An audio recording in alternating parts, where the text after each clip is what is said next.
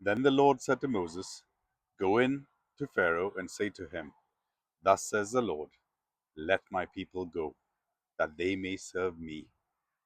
But if you refuse to let them go, behold, I will plague all your country with frogs.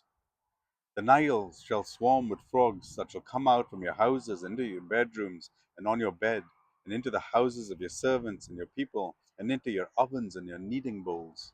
The frog shall come up on you and on your people and all your servants. And the Lord said to Moses, Say to Aaron, Stretch out your hand with your staff over the rivers, over the canals, and over the pools, and make frogs come up over the land of Egypt. So Aaron stretched out his hand over the waters of Egypt. The frogs came up and covered the land of Egypt. But the magicians did the same way their secret arts, and made frogs come out of the land of Egypt.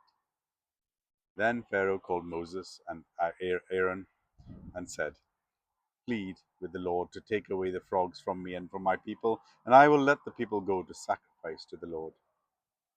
Moses said to Pharaoh, Be pleased to command me when I am to plead for you and for your servants and for your people, that the frogs be cut off from you and your houses, and be left only in the Nile. And he said, Tomorrow. Moses said, Be it as you say, so that you may know that there is no one like the Lord our God. The frogs shall go away from you and your houses and your servants and your people, and they shall be left only in the Nile. So Moses and Aaron went out from Pharaoh, and Moses cried to the Lord about the frogs, as he had agreed with Pharaoh.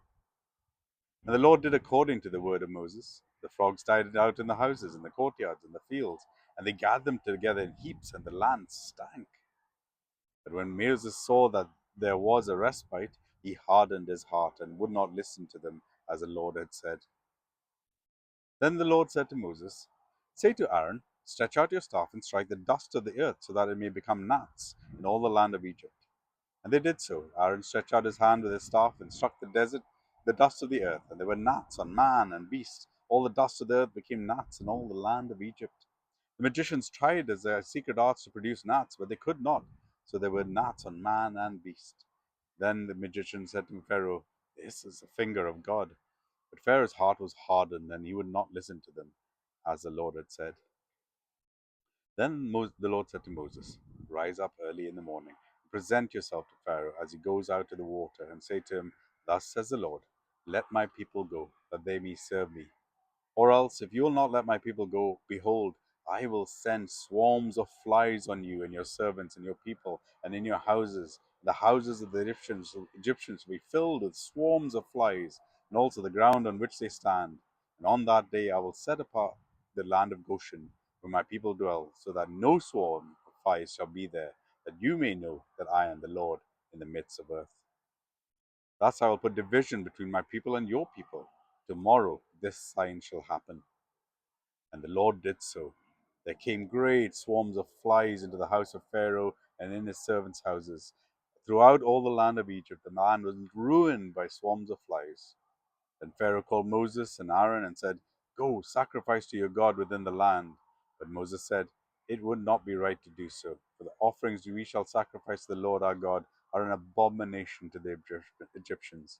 If we sacrifice offerings abominable to the Egyptians before their eyes, will they not stone us? We must go 3 days' journey into the wilderness and sacrifice to the Lord our God as he tells us. So Pharaoh said, I will let you go to sacrifice to the Lord your God in the wilderness, only you must not go very far. Plead for me. Then Moses said, Behold, I am going out for you, and I will plead with the Lord that the swarms of flies may depart from Pharaoh, from his servants, and from his people tomorrow. Only let not Pharaoh cheat again, or by not letting the people go to sacrifice to the Lord. So Moses went out from Pharaoh and prayed to the Lord. And the Lord did as Moses asked, and removed all the swarms of flies from Pharaoh, from his servants, and from his people. Not one remained. But Pharaoh hardened his heart this time also, and did not let the people go. Exodus chapter 8.